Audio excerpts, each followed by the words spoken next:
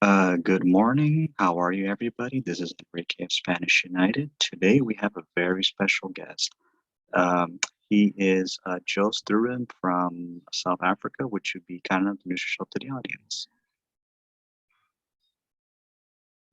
Hi, Rick. Thank you, man. It's a pleasure to be able to speak with you all the way from the side of the world, and I think we're going to have a fantastic conversation about culture and South Africa and Orania and so on. Okay, perfect. Yes, as we last spoke, I the Hispanic community in Spanish United is interested Orania, how Orania came to be, how Orania's been able to survive and exist, especially in a country where it's like the number one, number two crime in the world, and how can the Hispanic community can learn in maintaining its language and culture, using Orania as an example.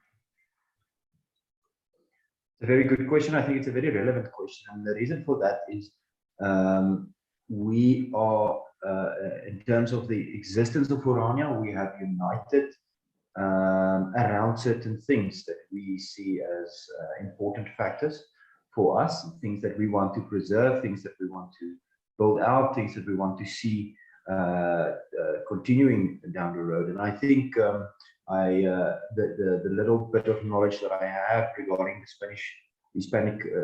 Spanish-speaking community in the United States, there's certain things that's relevant for both communities.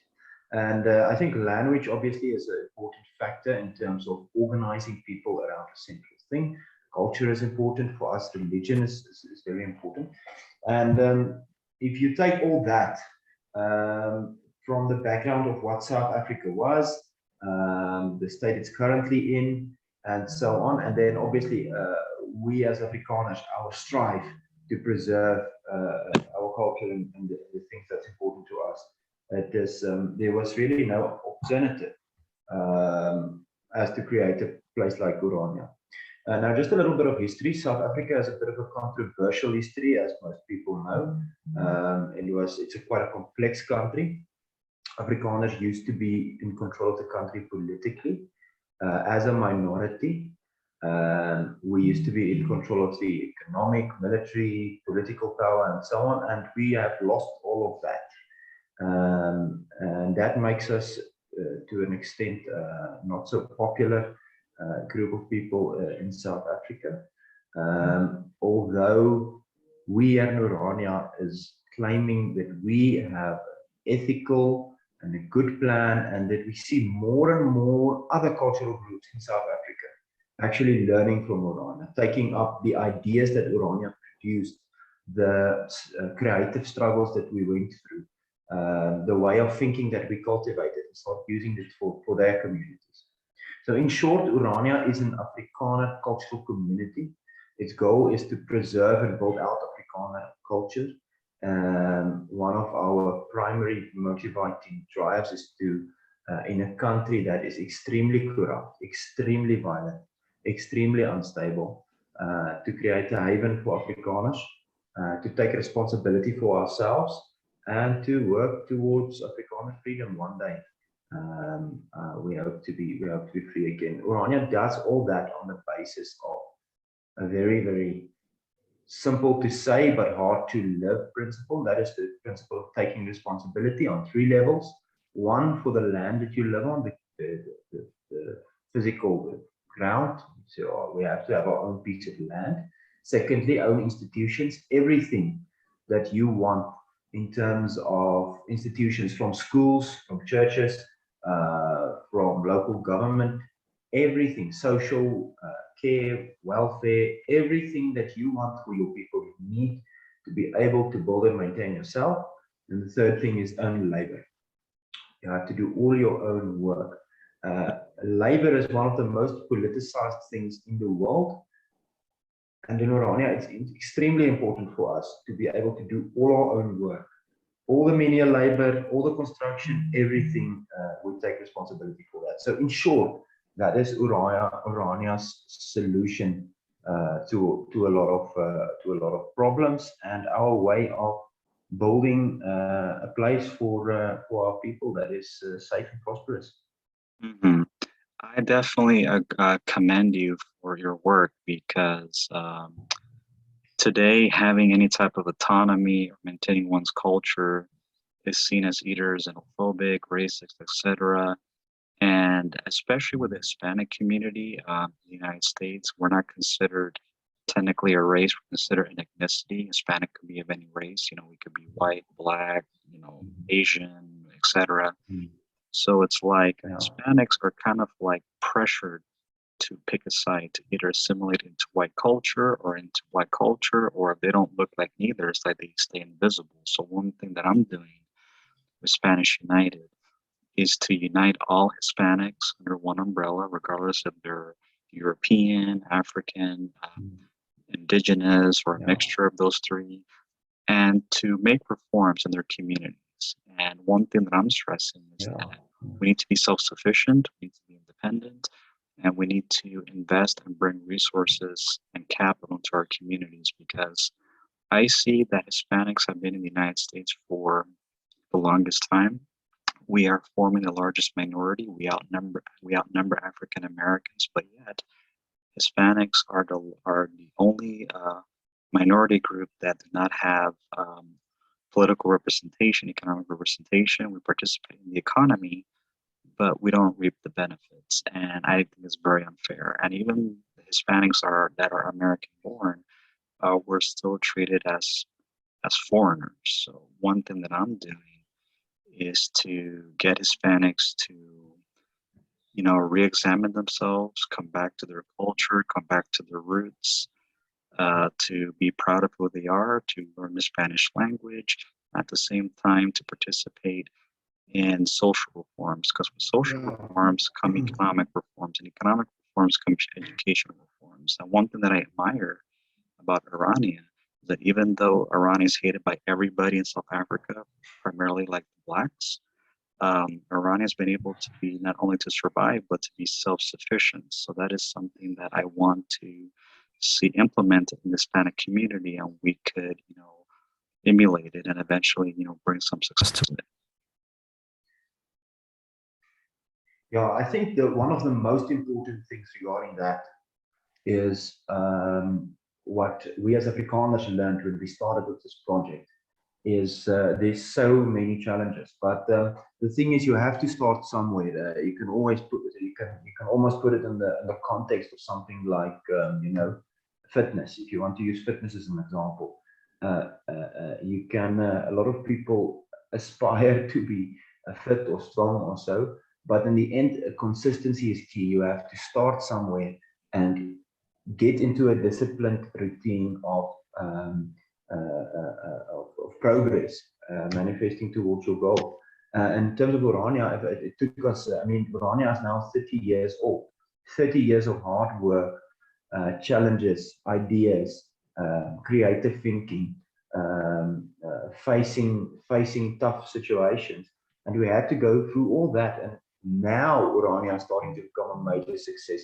Now we see Orania growing in terms of 16.5% in population last year because of a lot of things that happened, a lot of hard work that was put in until now. There's definitely no quick fix for something like this. Culture is something that manifests over time. And that's one thing that I emphasize with Spanish United is culture over color. It's like if people don't know their roots, how are they going to strive or even better their community? They don't know themselves. So that's one thing that I'm doing with Spanish United is to emphasize culture, language, customs, and to cherish the things that make us unique, because the Hispanic culture has a lot of things are very positive. We're very much into family. We're much into being hospitable, looking after each other, looking after their community. But I just feel because of many Hispanic situation where they are forced to come here because they lack many opportunities in their homelands.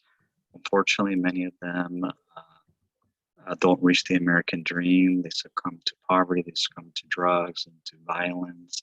And unfortunately, that creates a lot of Hispanophobia among the United States citizens. So, one thing that I'm doing with my organization, Spanish United, is to recreate the image of the Hispanic community that Hispanics are industrialists, we're educated, we're cultured, we have values, we strive to do better things because, you know, we are stereotyped as people that we just take and take and take and we don't contribute.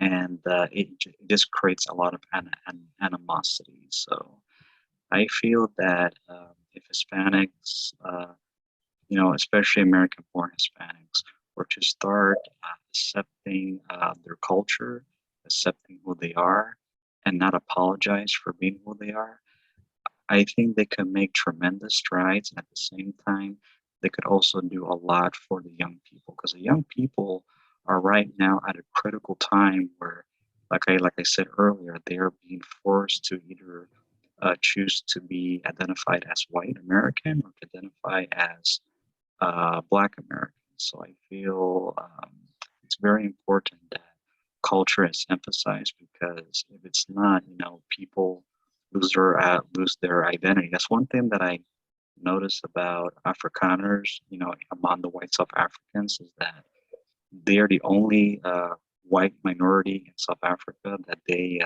still maintain their language and culture, you know, unlike the British South Africans, the Portuguese South Africans, or the other groups. So it's something pretty interesting that I think it's like a social experiment that Iran is doing.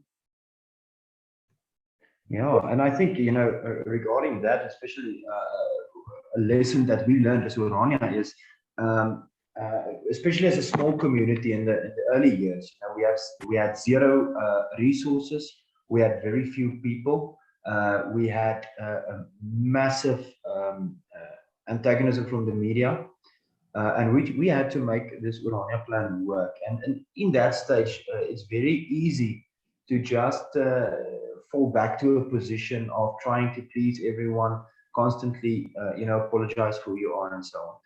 And that's not the right road. And let's immediately also say that it's also not the right road to just go ahead and try to make as many enemies as you can. The secret for success for a community such as Orania is you have to take the initiative in terms of defining culture. So you have to define yourself constantly in terms of the positive things that's associated with you, and you have to be the one that dictates. Well, locally, you don't have to dictate to anyone else how they you know, live their lives, but locally you have to dictate the culture that you want to succeed internally. And the only way to do that is to take the initiative to create incentives that is positive in terms of the culture that you are, you know, that you're trying to build out, and in that way redefine yourself to some extent, especially if there's a lot of negativity and bad faith arguments against you. So I think one of the major things with Orania is take the initiative culturally, and you know, be in control of the narratives regarding your culture and regarding the things that you want to achieve.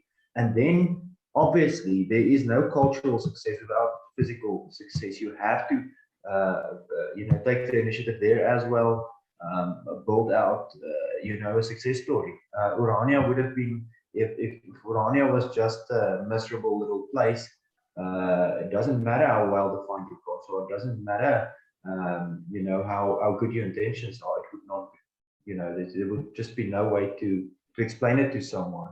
People follow success, resources follow success, and you have to create success locally, and that's just hard work. You have to constantly be on the lookout to build alternatives, constantly be on the lookout for opportunities, and then, you know, take the initiative in terms of development. Okay, so I wanted to ask, how can Spanish United work together with Orania and having mutual exchange, dialogue, commercial links at the same time? Yeah. learning about the Orania model. So like how can Spanish United make a partnership like with the town of Orania, because we are interested in working together with Orania and also supporting Orania.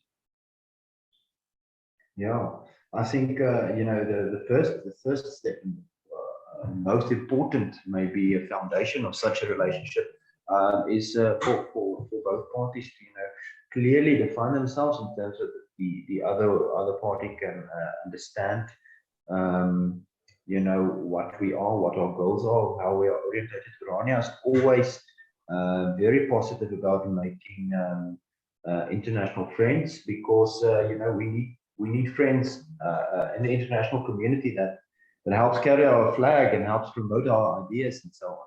It's really important. We don't have at this stage, like official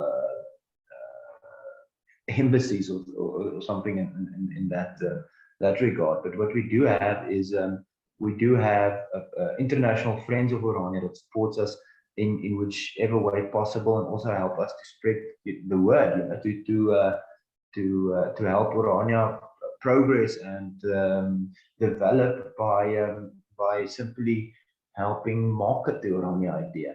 And I think Spanish United could maybe learn something from that as well, to say if you want to take the initiative in terms of your project, you need to make international friends as well. And that would be good to send the Orania movement a bit of a explanation as to specifically what your goals are and how the organization works and so on. And I can exchange some of the detail from Orania's side in terms of what we do and why we do it and what have been our successes in the past 30 years. How did we achieve certain things, such as our local economy, such as our you can call it our currency. It's a parallel currency if you want to call it that. How did we cultivate a certain culture and so on, and all those things other communities can learn from. We have black communities in South Africa, Xhosa and Zulu, which is two local cultures that both stated they are interested in what Orania is doing and they wanted to learn from us. In one case, the one Xhosa community in Yameni actually has a memorandum of understanding with Orania, learning from the things that we do here and physically taking it and copying it, but not a carbon copy, adjusting it to their needs in order to be to their advantage, but also to fit them as a community specifically. Right, of course, because just because one model it may be successful, doesn't mean that the same success can be implemented. But I do believe that a model should be studied, should be carefully examined, and then it has to be tailored to the needs of the people. So I feel that with the Arania experiment, I feel that the representative of Spanish United could learn and at the same time take notes and see, what have been the successes and what have been the mistakes that Orania has done, to see how they've been able to correct it and at the same time to thrive.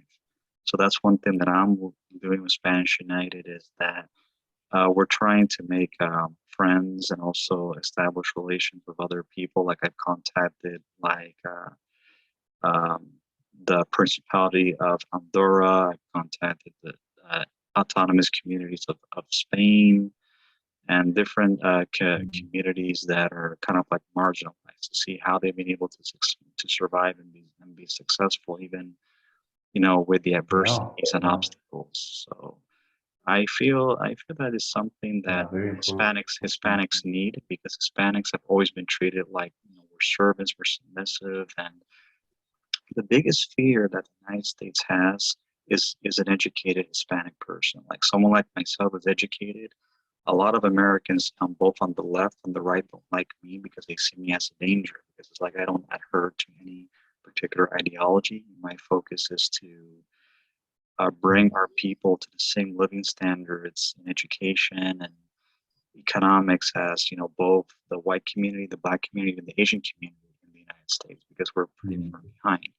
So one thing that I emphasize in Spanish United is education, because education Yeah. is the passport to the future, and it can open doors, it can open a lot of things. But like you said, it involves hard work, education, discipline, and people need to be reminded that an honest job is fine, but if it's not gonna move up, like for example, advance to something better, it's you could do it temporarily, but at the same time you should try to get yourself some training or get yourself educated, so that way once you get the skills and education that you need, you can move up to get a higher paying job. That's one thing that I teach in Spanish United, is that work is fine, but a low-paying job is not long-term. It's not something that you do forever, let alone pass it on to your children. It's something that you do temporarily until you're able to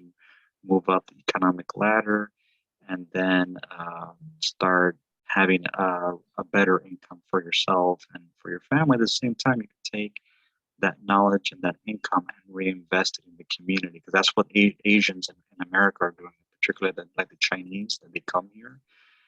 They will invest in their community, to the bamboo network, and there's many cities in California, in my state, where it's majority Chinese, and all of those cities, if you were to see it, Joe's, they're all economically wealthy, but they are like independent enclaves. It's like they're not like home countries, but they kind of function independently from the rest of the country. So I think that is something that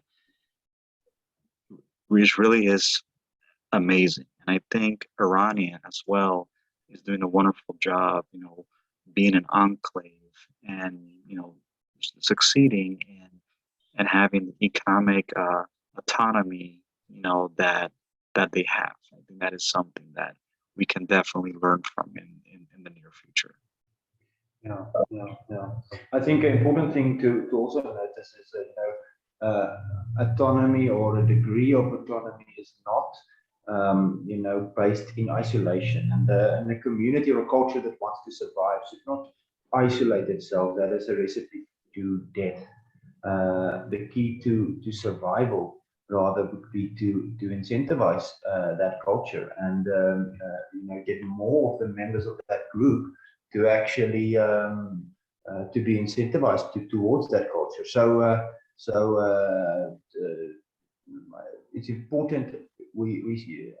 I mean, you refer now to the idea of an enclave. It's just, we must never fall into the trap to think that a community like Orania should be a isolated community. What I mean by that is, you should engage with different spectrums of thinking. You should engage with other groups, sometimes only to state your case, even with your opponents. It's important to speak to your opponents as well.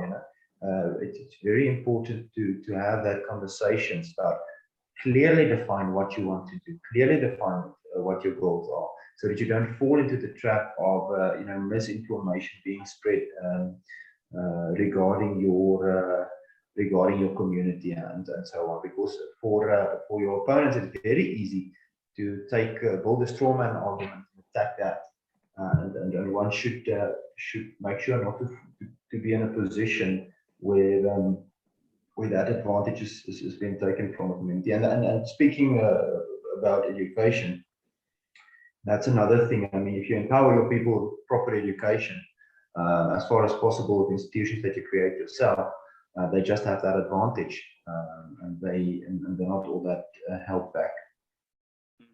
I definitely agree. And one more question before we go is, how can Iranian or Afrikaner community reach out to the Hispanic community? How do you say they would go about it? Yeah, well, I think the resources that we have available at this stage for connection is our webpage and our email addresses, and our Facebook pages and Instagram and Twitter and so on. I think a good place to start is, to clearly state what people would like to achieve by liaising, and then define that in terms of a letter or so, and start a conversation with us. as easy as sending an email or sending a message, just get the conversation going. And then from there, one could discuss, resources in terms of ideas, intellectual resources, and start building from there. I think that is the first step, just to make contact. So if there's Spanish people who are interested in Orania and our goals and our mission and vision, and how we progressed in the last 30 years and the successes that we had, start by following us on social media and reach out. Perfect, perfect. I wanted to thank you very much for being on the show, Joost. I truly appreciate it. As soon as I'm done, I will send you the link to the podcast, and you can share it with whoever you want to share it. Thank you very much. Thanks for the opportunity. It's great to. I think it's the first time that we make this kind of contact with the Hispanic community in the United States. Although Orania has some people in America that donates to our cause. It's the first time I think that we actually spoke to the Hispanic community. It's a privilege. Thank you for the opportunity, and I hope to see many more Hispanic supporters of Orania, and I hope that we can reach out in the future again. Definitely. Have yourself a wonderful day, and God bless you, Joost. All of the best, Rick. Thanks for the chat. Not a problem. Bye. Have a wonderful day. Bye bye.